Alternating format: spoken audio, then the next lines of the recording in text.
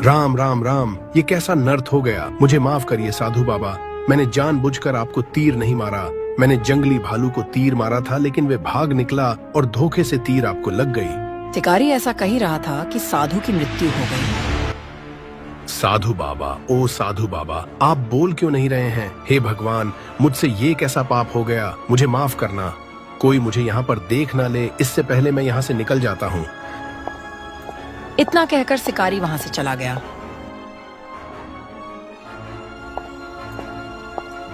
क्यों जी, आज कोई शिकार नहीं मिला क्या? आज आप जल्दी चले आएं और मुंह लटकाए हुए क्यों बैठे हैं? पत्नी के बार बार पूछने पर शिकारी ने कहा, अरे भाग्यवान, कुछ मत पूछो, आज का तो दिन ही खराब है। आखिर बात क्या है, बताइए तो सही। अरे भाग्यवान, एक जंगली भालू का शिकार करने के लिए मैंने उसका पीछा किया और उस पर तीर चला दिया, लेकिन बदकिस्मत से वह तीर भालू को न लग के तपस्या कर रहे एक साधु को जा लगा और वो मर गया। हे भगवान, ये तो अनर्थ हो गया।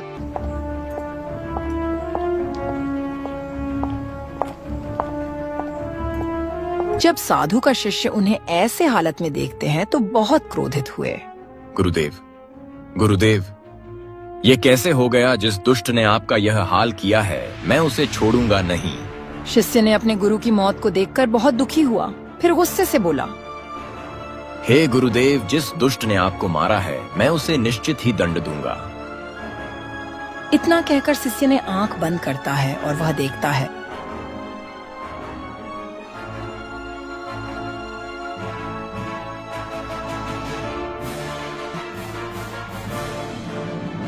अरे दुष्ट शिकारी, तूने मेरे गुरुदेव की हत्या की है।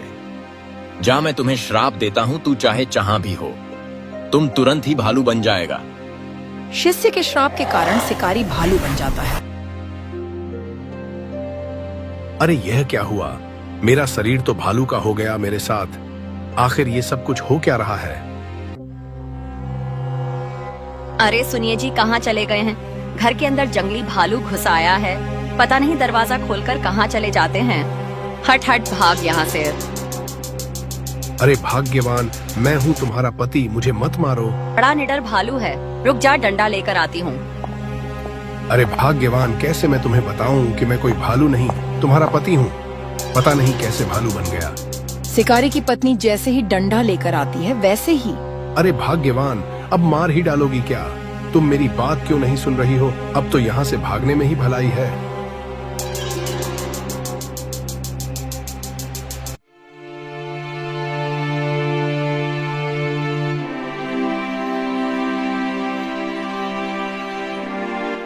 रात भर भटकते भटकते बहुत थक गया हूँ। भूख भी बहुत तेज लगी है। कुछ खाने को मिल जाता तो भूख शांत हो जाती। रात भर भटकते भटकते सुबह हो जाती है। सुबह होते ही वह एक आदमी के पास जाता। भैया कुछ खाने को दे दो, बहुत जोर से भूख लगी है। भैया थोड़ा मदद कर दो, कुछ खाने को दे दो भैया। चल जा, भाग भाग, पता नहीं कहाँ से चले आते हैं जंगली जानवर। लगता है मेरी आवाज किसी को सुनाई नहीं देती। कुछ दूसरा ही उपाय करना पड़ेगा। हे भगवान, कितनी बेकार जिंदगी हो गई है। कोई मेरी बात सुनता ही नहीं है। अब तो रात भी हो गई है। आराम करने के लिए कोई सुरक्षित स्थान खोजना पड़ेगा। हे भगवान, ये कैसी मुसीबत है। वह भालू आधी रात को जंगल में जा ही रहा था कि उसे एक आवाज सुनाई दी। बचाओ बचाओ, कोई मेरी मदद करो। वह भालू देखता है कि कोई महात्मा नीचे पड़े हुए दर्द से चिल्ला रहे हैं। वह नजदीक गया तो देखा कि उन्हें बहुत तेज बुखार है। वह तुरंत जंगल में जाके जड़ी बूटी खोजने लगता है।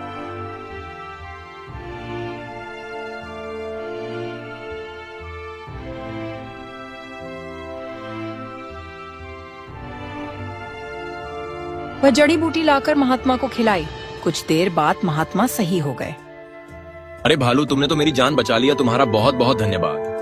बोलो, तुमने मेरी सहायता किए हो, मैं तुम्हारी कुछ सहायता कर सकता हूँ? अरे महाराज, यह तो मेरा फर्ज था।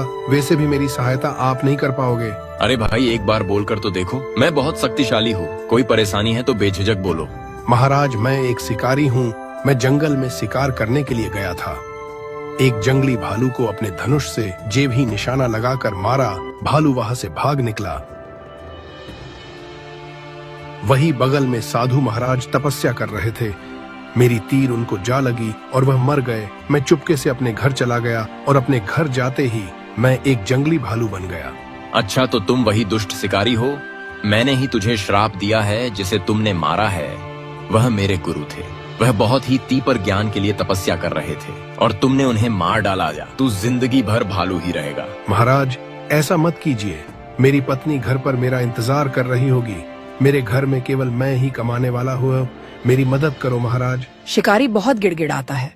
तब महाराज बोलते हैं, ठीक है शिकारी, मुझे तुम्हारी परेशानी देखी नहीं जा रही। मैं तो तुम्हें पहले जैसा कर तो दूंगा, लेकिन तुम्हें किसी भी जीव की हत्या नहीं करनी है। अगर तुम किसी की हत्या की तो तुम फिर से भालू बन जाओगे। महाराज जी उसे पहले की तरह इंसान बना देते हैं और वह महाराज का शुक्रिया करके अपने घर चला जाता है और अपने परिवार के साथ खुशी खुशी रहने लगता। राजू अपनी पत्नी सुमित्रा और एक बेटे सुभाष के साथ रहता था। सुभाष एकदम मूर्ख था। वो कोई काम धाम नहीं करता था। घर में रहकर ही रोटियां तोड़ता रहता था। उसके माता पिता उससे बहुत परेशान रहते थे। वो उसे कुछ कमाने धमाने को कहते, पर उस मूर्ख को कोई भी काम ही नहीं आता, ना ही उसे कोई कुछ काम देता। कुछ ही दिनों में राजू अपने मूर्ख लड़के की शादी करवा देता है। उसकी पत्नी अपने साथ कुछ दहेज लेकर आई थी। उससे सुभाष के घर का गुजारा हो रहा था, लेकिन कुछ ही दिनों में उसके घर का सारा सामान खत्म हो गया। पत्नी समझ गई थी कि उसका पति मूर्ख है, इससे कोई काम नहीं होगा, इसलिए वो अपने ससुर से कहती है, मैंने आज तक आपके सामने मुंह नहीं खोला है क्योंकि आप घर के बड़े आदमी हैं, लेकिन अब मैं मजबूर हो गई हूँ। ऐसे घर नहीं चलता। घर में कुछ भी नहीं है। मैं सोचती थी कि घर की बात बाहर नहीं निकले, लेकिन अब मैं मजबूर हो चुकी हूँ। कब तक ये सब देखती रहूँ? आप अपने उस मूर्ख बेटे की शादी मेरे साथ करवा दी। उसने मेरी जिंदगी खराब कर दी है। कुछ काम करता धरता नहीं है। वो तुम्हारा पति है। बहू, तुम ऐसे मत बोलो। तुम्हें अपने पति का इज्जत करनी चाहिए। जो आदमी अपने परिवार का पेट नहीं पाल सकता, उसकी इज्जत कौन करेगा? इज्जत उसकी होती है जो घर में 2 पैसे कमा कर देता है, घर में हाथ पर हार रखकर बैठने वाले की नहीं। बेटा, तुम इतना गुस्सा क्यों होती हो? तुम सुभाष को समझाओ कि वो कुछ काम करे। मैं उन्हें क्या समझाऊं? मैं तो समझा समझा के पागल हो चुकी हूँ। वो मेरी सुनते ही कहाँ है। बस सारा दिन बच्चों जैसी हरकतें करते रहते हैं। आप ही उन्हें कुछ समझाइए। अगले ही दिन राजू सुभाष से कहता है, बेटा, अगर तू कुछ काम नहीं करेगा तो घर का गुजारा कैसे होगा? अरे तेरी पत्नी सारा दिन तेरी वजह से परेशान रहती है। तू एक काम कर, कहीं से भी कुछ ज्ञान सीख कर आ। यह ले, कुछ रुपये तुम्हारे काम आएंगे। पिताजी की बात सुनकर वह ज्ञान की तलाश में जंगल में जाता है।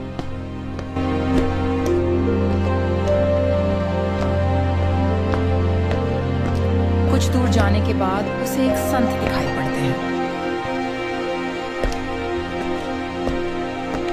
महाराज, आप बहुत बड़े ज्ञानी हो। आप लोगों को ज्ञान देते हो। मैं कई दिनों से किसी ज्ञानी की तलाश में हूँ। सुना है आप बहुत बड़े ज्ञानी हो। आप लोगों को ज्ञान देते हो। मैं कई दिनों से किसी ज्ञानी को ढूंढ रहा था, फिर लोगों ने आपके बारे में बताया। इसलिए ज्ञानी जी, मुझे कुछ ज्ञान दीजिए। मैं अत्यंत कष्ट में हूँ। बिना ज्ञान के तो मनुष्य को कष्ट होगा ही। मैं तुम्हें जरूर ज्ञान दूंगा, पर मैं मुफ्त में किसी को भी ज्ञान नहीं देता। उसके लिए तुम्हें कीमत चुकानी होगी। महाराज जी, आप ज्ञान देने की कितनी कीमत लेंगे? हाँ भाई, एक ज्ञान का 1 पैसा। राजू ने सुभाष को 50 पैसे दिए थे, लेकिन सुभाष के पास 4 पैसे बचे थे। वो उसने ज्ञानी को दे दिए।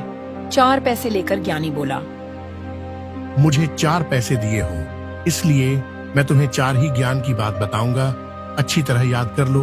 पहला ज्ञान ये है कि जिस बात को 5 आदमी कहें उसे सत्य मान लेना चाहिए। दूसरा ज्ञान ये है कि धन मिलने पर किसी को भी उसके बारे में नहीं बताना चाहिए। तीसरा ज्ञान ये है कि पत्नी को कभी सच बात नहीं बतानी चाहिए। और चौथा ज्ञान ये है कि अपनी स्वामी या राजा को सच बात ही बतानी चाहिए। ज्ञान की चारों बातों को अच्छी तरह से याद कर अब मूर्ख सुभाष अपने घर की ओर निकल गया। रास्ते में उसने देखा कि एक जगह भीड़ जुटी हुई है। उसे पता चला कि कोई भिखारी मर गया है, पर कोई उसे वहाँ से उठाने को तैयार नहीं था। तभी मूर्ख सुभाष वहाँ पे पहुँचा। भाई तुम सब इकट्ठे हो तो इस लाश को उठाकर कहीं फेंक आओ, ईश्वर तुमसे खुश हो जाएगा। इस लाश को क्यों फेंकूं? ना तो ये मेरा कोई रिश्तेदार है और ना ही कोई जानने वाला, फिर मैं क्यों इस लाश को फेंकूं?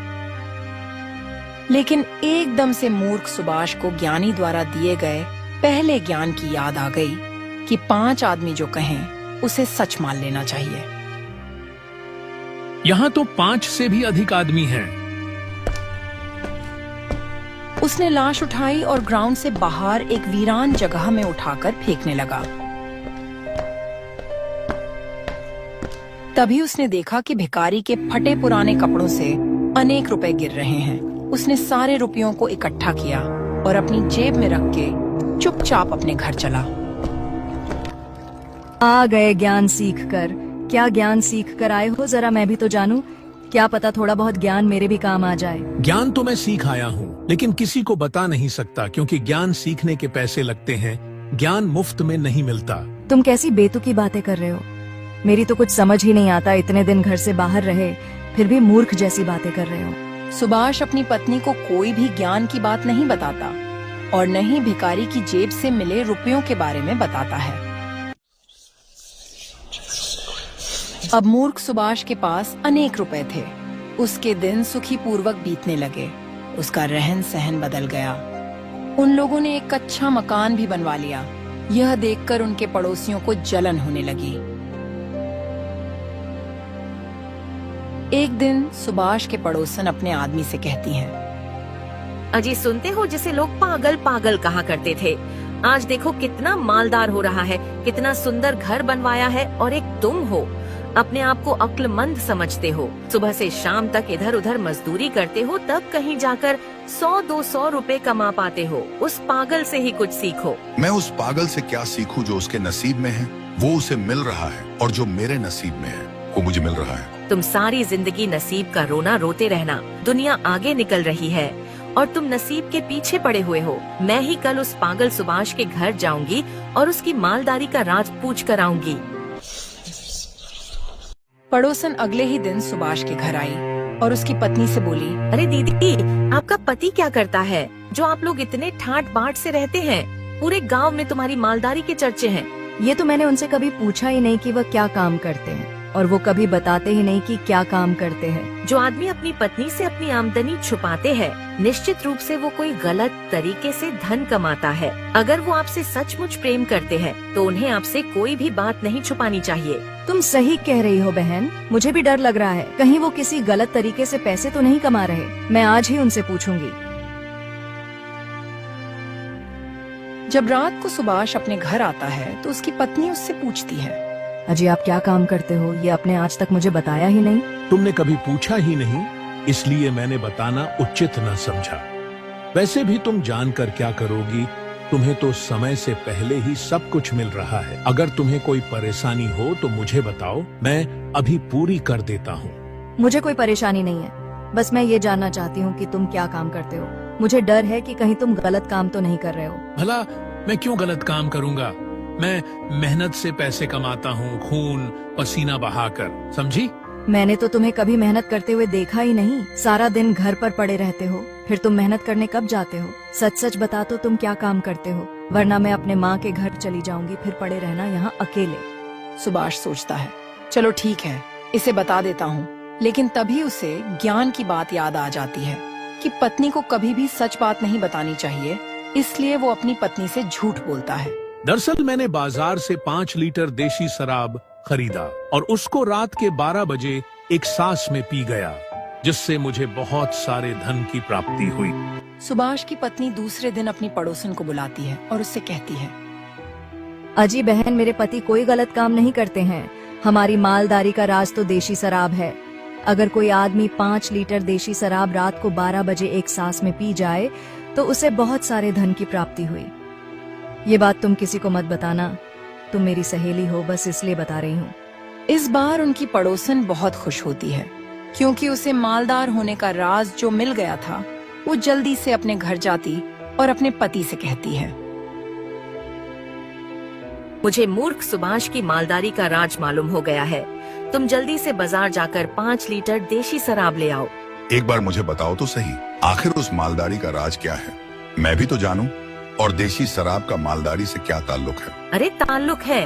अगर कोई आदमी 5 लीटर देशी शराब रात को 12 बजे एक सांस में पी जाए तो उसे बहुत सारे धन की प्राप्ति होती है। ये तुम क्या कह रही हो? ये बात मैंने कभी नहीं सुनी। अगर हर किसी को ये बात मालूम होती तो आज हर कोई अमीर होता। ये बात किसी को मालूम ना हो। मैंने बड़ी मुश्किल से सुभाष की पत्नी से पूछा है। अब सारे समय यही खराब करते रहोगे। जाओ जल्दी से बाजार से शराब लेकर आओ। पड़ोसन का पति बाजार से एक 5 लीटर देशी शराब ले आता है और फिर दोनों 12 बजने का इंतजार करते हैं। जैसे ही 12 बजते हैं, पड़ोसन अपने पति को 5 लीटर शराब एक सांस में पिला देती है। शराब पीने के थोड़ी देर बाद उसके पेट में बहुत जोर का दर्द होता है। पेट दर्द इतनी जोर से होता है कि वो तड़पने लगता है। उसे दस्त आने लगते हैं। अंततः में वो मर गया। पड़ोसन अगली सुबह राजा के पास जाकर उनकी शिकायत की। ये क्या बेहुदा बात कर रही हो? अगर कोई आदमी 5 लीटर देशी शराब पिएगा तो वो मरेगा ही ना, बचेगा थोड़ी ना। तुम्हारा पति कहीं पागल तो नहीं था? अरे नहीं नहीं महाराज, मेरा पति पागल नहीं था। पागल तो वो मूर्ख सुभाष है जिसने मुझे ये नुस्खा बताया था। उसने कहा था कि अगर कोई आदमी रात को 12 बजे 5 लीटर देशी शराब एक सांस में पी जाए तो वो मालदार हो जाएगा। इसलिए मैंने अपने पति को 5 लीटर देशी शराब पिला दिया। राजा ने मूर्ख सुभाष को बुलाया और सारा माजरा पूछा। है सुभाष, तू लोग को पागल समझता है जो 5 लीटर देशी शराब का नुस्खा बताकर लोग को मरवा रहा है मालदार होने के लालच में। इसका पति 5 लीटर देशी शराब एक सांस में पी गया और फिर वो मर गया। इसके लिए तुझे सख्त से सख्त सजा मिलेगी। तभी सुभाष को ज्ञानी की बात याद आ जाती है कि अपने स्वामी या राजा को झूठ नहीं बोलना चाहिए। इसलिए वो राजा से कहता है, मेरी पत्नी मेरी मालदारी का राज पूछ रही थी, इसलिए मैंने उससे झूठ बोल दिया कि मैंने देशी शराब पीकर धन की प्राप्ति किया है। उसी ने इसको बताया होगा। राजा ने सबको समझाया कि ऐसा काम कोई ना करे और उस पड़ोसन को कुछ धन देते हैं कि वह अपना गुजारा कर सके। राजा सुभाष की सच बोलने से बहुत खुश होता है और उससे घर जाने देता है।